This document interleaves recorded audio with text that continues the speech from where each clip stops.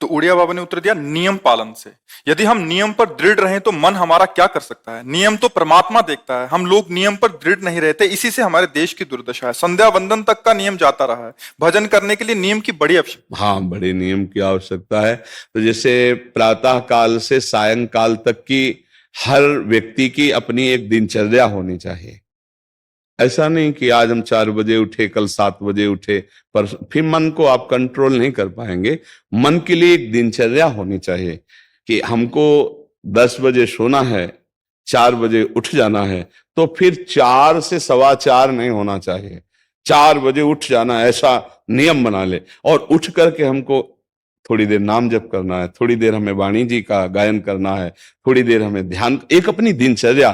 फिर हम अपने संसार के कार्य के नियम, जो संसार के कार्य हैं, उनको भी करते हुए भगवान को समर्पित करें। जैसे जो पद में है, जो आपको राष्ट्र सेवा मिली है, जो आपको समाज सेवा के पद मिले हैं, या आपको जो घर की सेवा के कार्य मिले हैं, उनमें बहुत धर्म पूर्वक आचरण होना चाहिए।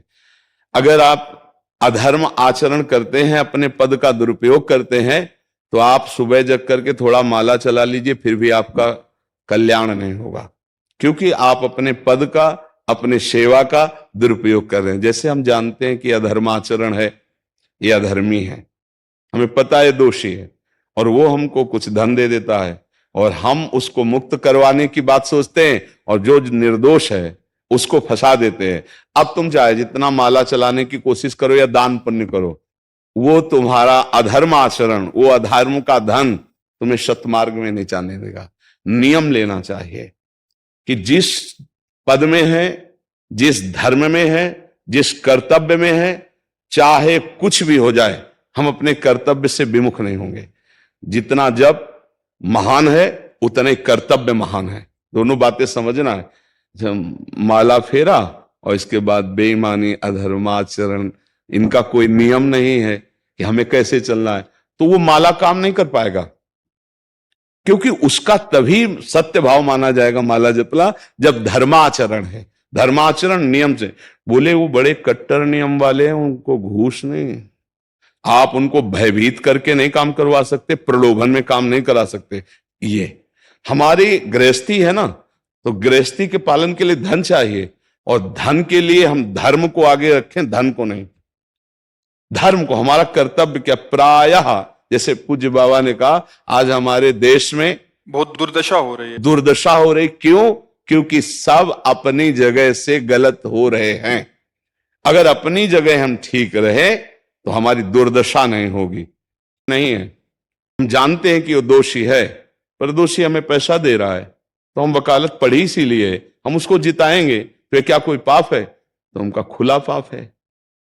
बोले नहीं, हमारी कोई ऐसा कंपनी दो, ऐसा कुछ बोले कि हमारी कंपनी को ये सिखाया जाता है, तो हमको तो ये करना ही होगा, अगर नहीं करेंगे तो हमारी वकालत का मतलब क्या रहा? तो नहीं, वकालत का मतलब अधर्मी को मुक्त करवाना नहीं है। वकालत का मतलब अधर्मी के सबूत एकत्रित करके उसको दंड दिलवाना है, और धर्मात्मा को मुक्त करवाना है। अब इसके लिए आपके पास अर्थव्यवस्था अगर कमजोर भी है, तो धर्म व्यवस्था आपकी पूरी है। धर्म व्यवस्था ठीक है तो परिवार स्वस्थ रहेगा, सुखी रहेगा, भगवान आप पर प्रसन्न रहेंगे।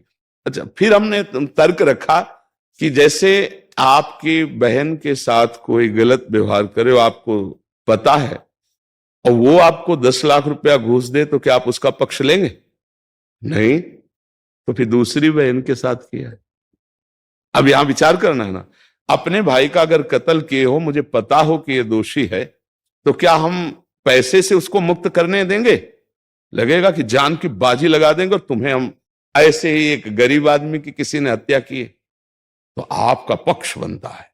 पर यह ज्ञान कहां मिलेगा? बिना अध्यात्म के ये ज्ञान तो मिलेगा नहीं। ज्ञान तो इस बात का मिला कि कैसे पैसा कमाया जाए। अच्छा, वो पैसा यदि अधर्म से आया है तो आपकी दुर्दशा कर देगा, आपकी बुद्धि भ्रष्ट कर देगा। तो जो बाबा कह रहे हैं कि आज हमारे समाज की बड़ी दुर्दशा हो रही, उसका कारण यही है कि हमें अध्यात्म का ज्ञान नहीं, हमें धर्म का ज्ञान नहीं, और बड़ी बड़ी गलतियां हो जाती है। बिल्कुल पता है आदमी निर्दोष है, और हम धन के प्रभाव से उसको दंड दे देते हैं। वो दंडा भगवान जब आपको पलट कर देंगे तो आप सह नहीं पाओगे। उसका परिणाम बहुत बुरा होता है। तो इसलिए समाज को चाहिए अपने अपने कर्तव्य का पालन करते हुए एक नियमावली बना ले। जैसे कुछ दुकानों का नियम होता है कि वहां फिक्स रेट होता है, नहीं होता? वहां ये नहीं चलेगा कि कसम से कहते हैं कि तुम्हें हम अपना जान करके कि 100 रुपया मीटर ये मिला है, हम बिल्कुल मुनाफा नहीं ले रहे। नहीं, झूठ क्यों बोल रहे हो? दुकान खोले हो मुनाफा के लिए, झूठ क्यों बोल रहे हो? नहीं लेंगे मुनाफा, हम जितने का लाए हैं उससे मुनाफा लेंगे, पर 120 रुपया मीटर देंगे, कपड़ा बढ़िया है, नाप फिट है, इससे नीचे नहीं उतरेंगे, हमें सफाई देने की जरूरत नहीं है कि हम कसम खाते हैं या ऐसा। हम जानते हो ये बिजली है, दुकान है, नौकर लगे हैं, तो इसका मुनाफा लेने के लिए दुकान खोलें, कोई दान करने के लिए तो नहीं। तो सबको पता है मुनाफा लेगा, लेकिन एक फिक्स दाम, उसे 10-20 रुपया का मुनाफा लेकर के हम उसको बेच रहे हैं। लेकिन झूठ क्यों बोले? बोले झूठ के बिना धंधा नहीं चलता। नहीं, ऐसा नहीं है। अब असत्य बोलोगे तो उससे जो आपको मुनाफा मिलेगा वो आपकी बुद्धि भ्रष्ट करेगा, और सत्य है कि मुनाफा के लिए है वही चीज, और आप एक फिक्स रेट में दे रहे, बढ़िया है। अब अगर आप कोई मिलावट करके भोजन सामग्री दे रहे, आपको पता है, तो जो खाने वाले के हृदय में बैठे हुए भगवान है वो तुम्हारे जीवन में मिलावट कर देंगे, तुम्हारा जीवन महान दुखमय हो जाएगा। ये कहां समझा जाता है? एक आदमी सिंथेटिक दूध बना रहा है, उससे कहो ये अपने बच्चे को पिला, नहीं पिलाएगा। फिर ये दूसरे का बच्चा जब पिएगा तो उसकी हालत क्या होगी? दूसरे शरीर में जाएगा तो हालत क्या होगी?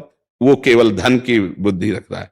एक आदमी घी में केमिकल मिला रहा है, एक ऐसे अभक्ष पदार्थ मिला है, वो स्वयं नहीं खाएगा, लेकिन वो होटलों में भेजा जाएगा, हजारों लाखों लोग खाएंगे, बीमारी बढ़ेगी, उसको रुपया से मतलब है। ये चीज, ये दुर्दशा हर जगह धर्म का ज्ञान न होने के कारण फैल रही, नहीं फैल रही। एक मरीज बीमार है, असली दवाओं में पैसे ज्यादा है, नकली दवा लेकर के असली के दाम में बेच देना, उसको बिल्कुल फायदा ना होना। लेकिन परमात्मा देख रहा है, तुम जानते हो नकली दवा है, वो तो नहीं जानता बेचारा, ज्यादा पढ़े लिखे नहीं, किसान आदमी गांव का आया है, तुमने दे दिया और उसने पैसा दिया असली के। अब वो पैसा तुम्हारी बुद्धि भ्रष्ट करेगा, तुम्हारे परिवार में कलह पैदा करेगा और तुम्हारा पतन कर देगा। ऐसे हर डिपार्टमेंट में, हर विषय में यदि हम अपने धर्म से चले, अपने सत्य से चले और थोड़ा भी भजन होगा, वो आपको उत्तम गति प्रदान करेगा। पर ऐसा कहां समझ में आ रहा? अध्यात्म के बिना भला ऐसा समझ में आएगा? तो इसीलिए कह रहे हैं हमारे देश की दुर्दशा हो रही। पूर्वजों में पहले यह था कि हमारा धर्म नहीं जाना चाहिए चाहे प्राण चले जाएं, हमारा चरित्र नहीं जाना चाहिए चाहे सर्वस्व नष्ट हो जाए। आज इसकी कोई परवाह नहीं, तो उसी से बुद्धि भ्रष्ट हो जाती है, जीवन एक पशुवत आचरण वाला हो जाता है, और वो अपने को बड़ा सुखी समझने लगते हैं कि हमारे पास बड़ा वैभव है। लेकिन प्यारे, उस दिन को याद करो जिस दिन तुम्हारा आखिरी समय होगा, ना तुम्हारा फार्म हाउस जाएगा, ना महल तुम्हारा जाएगा, ना बैंक बैलेंस जाएगा, ना कोई व्यक्ति, और ना ये शरीर। अब तुम्हारे कर्म तुमको भोगवाएंगे। उस समय की कौन याद करता है? अगर उस समय की याद हो तो भय लग जाए कि नहीं नहीं, पाप नहीं करूंगा, क्योंकि जाना है यहां से। अच्छा, कब जाना कुछ पता नहीं, किसी भी समय ट्रांसफर हो सकता है इस शरीर से। तो हमें लगता है कि महापुरुषों के जो वचन है कि हमें एक नियम से जीवन जीना चाहिए, धर्म पूर्वक जीवन जीना चाहिए, अपने कर्तव्य का पालन करना चाहिए। जो हमारे लिए कर्तव्य, आज प्रायः धन प्रधान बुद्धि होने के कारण कर्तव्य स्वाहा हो रहा है। एक विद्यालय में विद्यार्थी के लिए जो गुरु पद में बैठा, उसका क्या कर्तव्य है? वो अपने कर्तव्य को भूला हुआ है।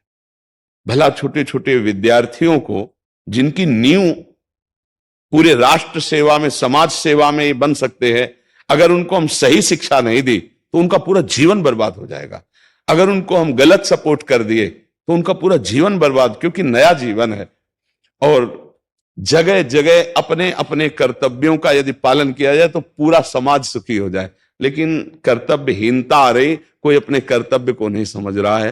तो यही बात महापुरुष जनों को दुख लगता है कि अगर सब अपने कर्तव्य का पालन करें, धर्म का पालन करें, भगवान का नाम जप करें, तो सब सुखी हो जाए। सुख सब चाहते हैं और आचरण दुख वाले करते, इसीलिए सुख नहीं मिल रहा है, परिणाम में हमें दुख मिल रहा है। सच्ची मानना वो रुपया पूरे परिवार में अशांति पैदा कर देगा।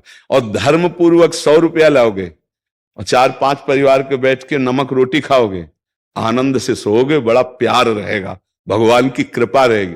पर ये बात समझ में नहीं आती है। तो ये वृत्ति अगर छोड़ी ना जाएगी तो कुछ भी कर लो, कहीं भी दान पुण्य कर लो, लाभ नहीं मिलेगा। अगर दान देने की बात कही गई है तो धर्म पूर्वक कमाए हुए धन से। अगर आप मेहनत से कमाए हो ना, 10 रुपया दे दोगे ना, तो 10 रुपये का वो आटा लाके अगर 2 रोटी खाएगा तो खूब वजन होगा। वो आप 1 लाख रुपया बेईमानी कर रख दोगे ना, तो बैठे बैठे वो गंदा ही सोचेगा, वजन नहीं होगा। उसका गंदा सोचना और आपका गंदा करना दोनों मिल करके, उसके कारण भी तो आप बने ना, तो आपका ही पतन हो जाएगा। उसको तो भगवान बचा लेंगे क्योंकि भगवान की शरण में। तो मुझे लगता है अधर्म के धन से कभी किसी को लाभ नहीं मिलता। तो अपने कर्तव्य का पालन करते हुए यदि नाम जप किया जाए तो बहुत जल्दी हमको लाभ प्राप्त हो जाए।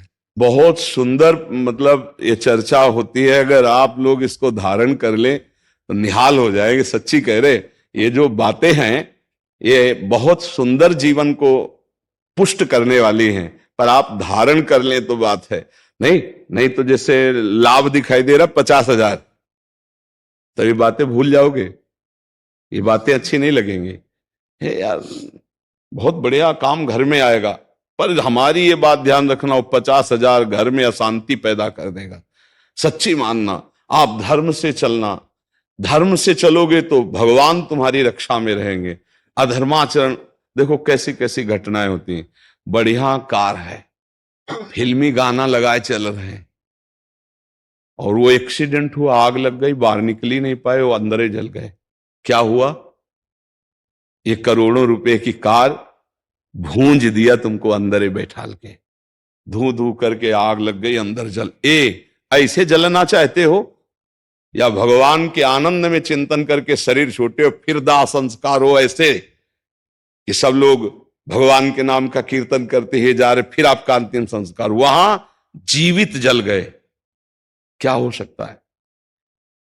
एक एक पल तुम्हारे कर्म का हिसाब होगा, एक एक सेकंड का। ऐसे कर्म करो कि हमारा अच्छा हिसाब हो, बुरा हिसाब। ये मत समझो कोई देख नहीं रहा, वो देख रहा है जिसको हिसाब कर रहा है, वो देख रहा है। उसके लिए कोई वकील या किसी सबूत की जरूरत नहीं होती, वो सर्वांतर्यामी आपके अंदर बैठे ही देख रहा है। तो सदैव जैसे सत्संग सुन रहे हैं, तो अगर हाथ जोड़ के प्रार्थना है, थोड़ी भी बात मान लोगे तो आप सच्चे सुख के मार्ग में चलने लगोगे। नहीं तो भाई बहुत गंदी हवा चल रही है, माया की बहुत गंदगी ऐसी फैल रही, कलिकाल है ना, कि ये बातें किसी को पसंद नहीं आती। वो बात बताओ कि हम कितना रुपया कमा ले, कैसे कितने भोग भोग ले, और वो अध्यात्म में नहीं है। आपको सच धोखे में मत रहना, अध्यात्म में है। जितना आप धर्म से चलोगे उतना सुखी होगे, और लोक में है जितना धन मिल जाएगा उतना सुखी माना जाएगा। लेकिन वो सुख नहीं है, वो चंद मिनट के लिए हाइलोजन की तरह जलेगा, फ्यूज हो जाएगा।